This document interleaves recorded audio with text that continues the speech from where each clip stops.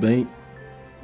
Desde o século XVIII se fala, às vezes com muita insistência no meio acadêmico, da necessidade de demitologização da linguagem religiosa. O que seria isso? A linguagem religiosa, em geral, se vale do mito, ou melhor dizendo, da religião, para apresentar o seu objeto central, que é o sagrado, se vale de uma linguagem mítica. O que é uma linguagem mítica? O que caracterizaria o mito? Seria longo aqui falar sobre a ampla gama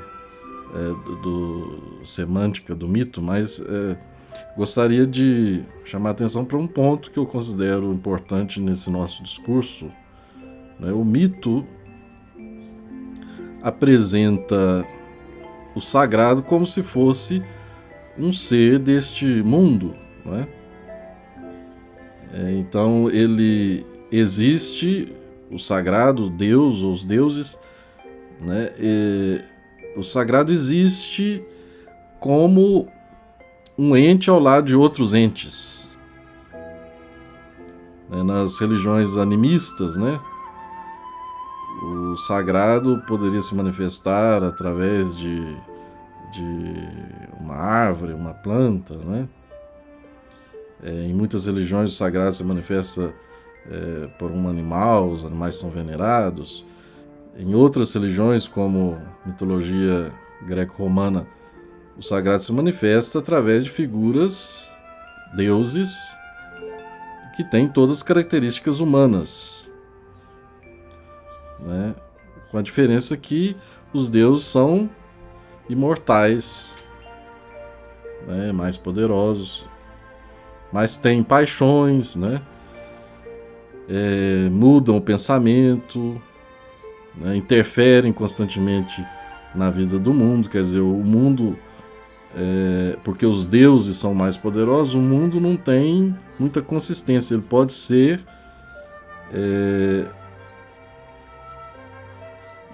ser desestabilizado pelos deuses a qualquer momento. Os deuses podem interferir como querem no mundo.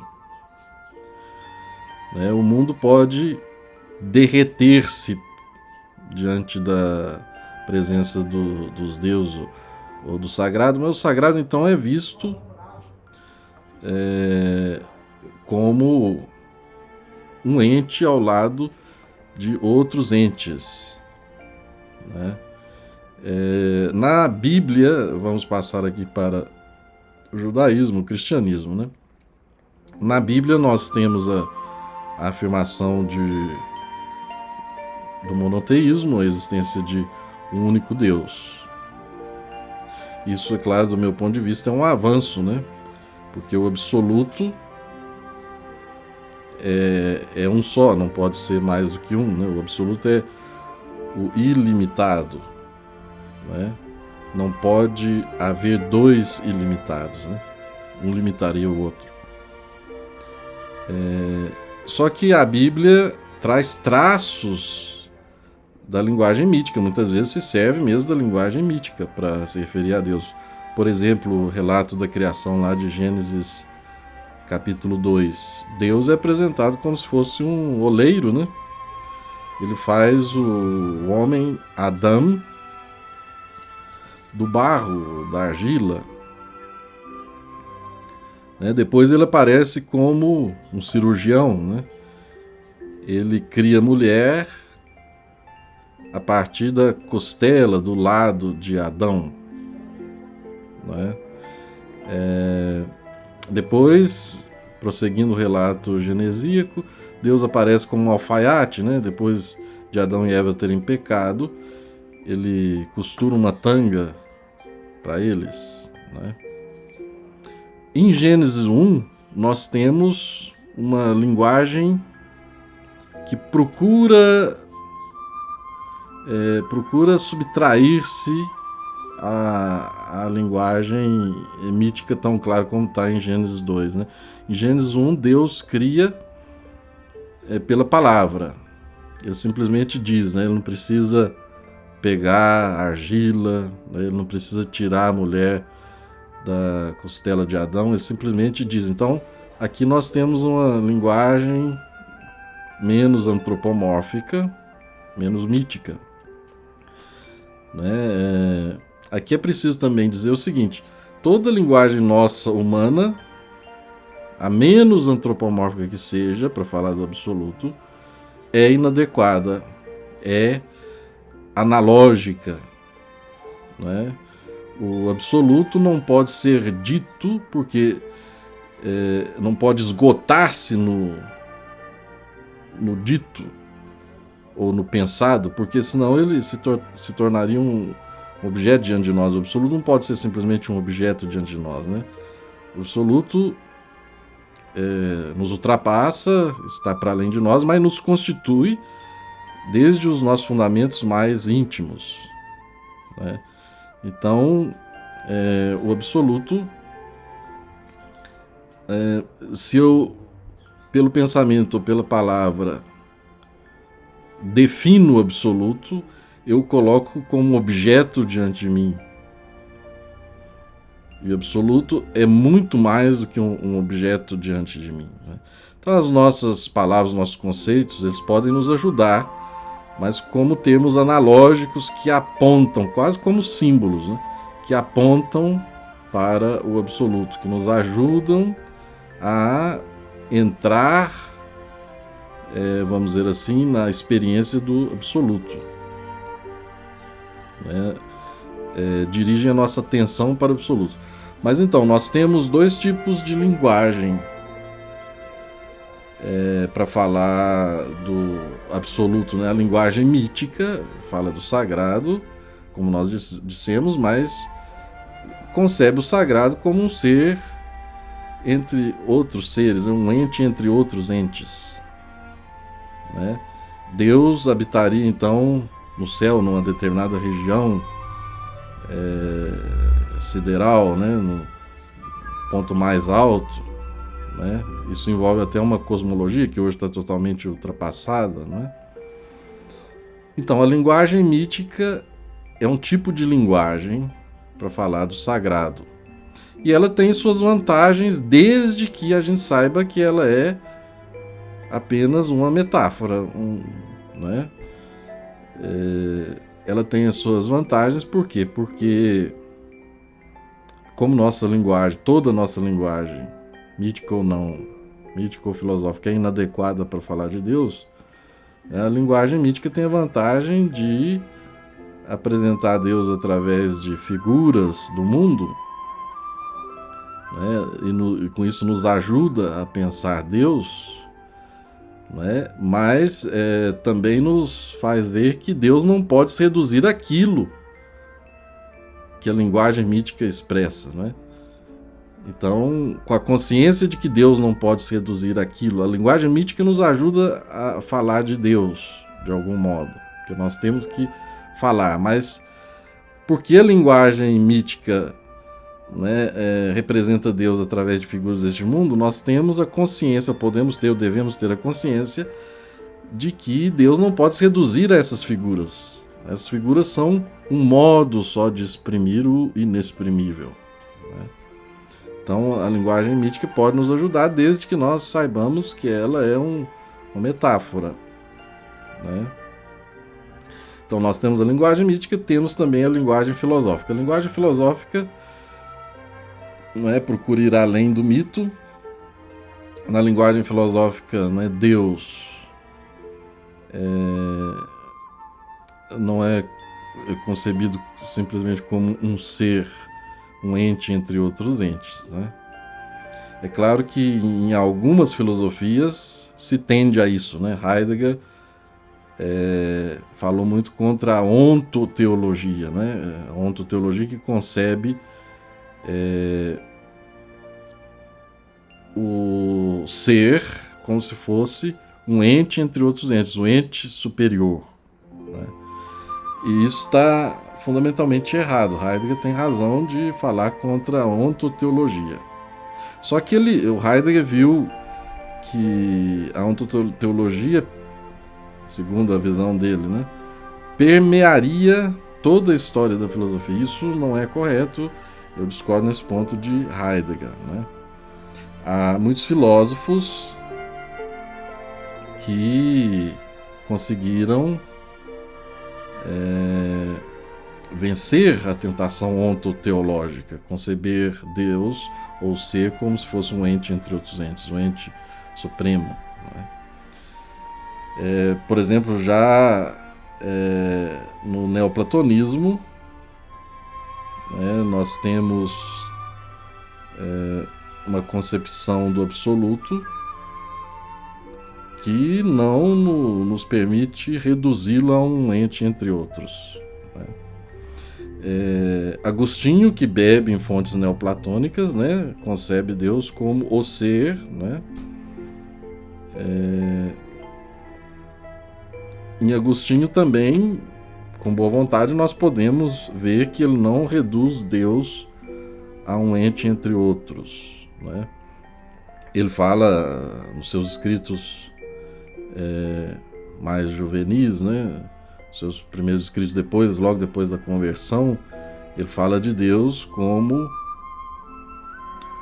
superior summum mel, interior intimo mel, ou seja, aquele que está para além da minha altitude, mas ao mesmo tempo está nos fundamentos da minha intimidade, é mais íntimo do que a minha intimidade, né? Então Deus como absoluto, não como um ente entre outros entes, né? E em Santo Tomás nós temos a noção de Deus como ipsum esse subsistens, né? O próprio ser subsistente, né? O próprio ser subsistente, que não é um ente delimitado. Esse próprio ser subsistente, né, Deus ipsum esse subsistens, ele se distingue de tudo porque ele é eterno, imóvel, pleno, né? Contém todas as perfeições. Então ele se distingue porque nenhuma outra realidade é eterna, imóvel e plena. Mas ele não é um ente entre outros entes, né? Ele está no fundamento, embora ele transcenda, claro, infinitamente todos os entes, ele está no fundamento de todos os entes, abraçando todos os entes estão nele, não é? Estão nele. Ele quis que esses entes estivessem nele, se manifestassem, né? Isso que nós chamamos de criação, né? O ser pleno põe o ser limitado. Então, a linguagem filosófica ela procura ir além da linguagem mítica, né? Porque ela procura não reduzir Deus, o absoluto,